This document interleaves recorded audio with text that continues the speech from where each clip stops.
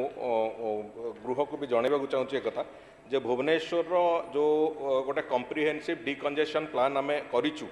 जो थे कि वास्तव में प्रथम कथाटी हूँ जो आम जोटा कही आमर बजेट आलोचना बेले भी जे आपण जयदेव विहार रु नंदनकानन पर्यंत से गोटे एलिवेटेड कॉरिडोर आम तार योजना हो सारी से रास्ता तार शिलान्यास भी बहुत शीघ्र आम करने जाऊँ आउ गोटे दया वेस्ट केनाल रोड रे भुवनेश्वर वास्तव में डिकंजेशन कर गोटे बड़ प्रक्रिया होची जे भुवनेश्वर को विभिन्न एनएच सांगे केमती कनेक्ट कर दिया जीवो भुवनेश्वर को कटक भुवनेश्वर को पुरी और भुवनेश्वर को ब्रह्मपुर जाऊँगा जो तीनोटी दिग ये तीनोटी दिग को सुगम करने मल्टीपल रोड्स जदि आम से देपर तो गोटे रास्ता उपर निर्भरशीलता कमिबो एवं जहाँफल जो डिकंजेशन प्रक्रिया कमिबो सहर भितर डिकंजेशन प्रक्रिया कमिबो से जोड़िए रास्तार जो योजना है गोटे इनर रिंग रोड कथा इनर रिंग रोड भी किसी तमांडो टू पाइकरापुर से कम से गोटे तार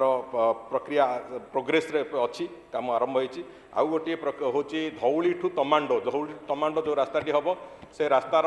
आइडेंटिफिकेशन आरंभ होती तार अलाइनमेंट फाइनालाइजेशन प्रायतः हो सारी से गोटे ग्रीनफिल्ड रोड हम जो थे कि आपणकर NH 16 और पुरी NH को दुटा को कनेक्ट करने गोटे सुविधा हम जो थे कि अनेक लोक सहर भितर को न पशिकी ब्रह्मपुर आड़ू आसुवा लोक पुरी आड़ू आसुवा लोक से सीधा सड़क दुटाक नेशनल हाईवे को टच करेंगे से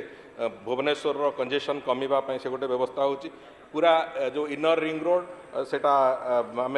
64 किलोमीटर इनर रिंग रोड और 142 किलोमीटर आउटर रिंग रोड तार योजना भी हो सारी तार गोटे गोटे पर्याय आम बहुत शीघ्र तार शिलान्यास कर काम आरंभ कर प्रक्रिया को जीवु एवं विशेष करी जो राइट एक्सेस रोड एवं लेफ्ट पैरेलल जो पोर्शन बाकी अच्छी मात्र 500 मीटर एपटे सालिया साही पटे और सेपटे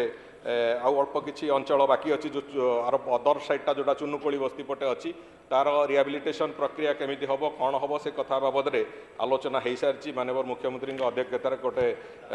बैठक होता जो थे कि से बाबद आलोचना संपूर्ण भाव हो सारी ये सब पूरा डिकंजेशन प्लान जो कम्प्रिहेन्सिव डिकंजेशन प्लान को आम ए पाखापाखि 13,628 कोटी टंकार व्यय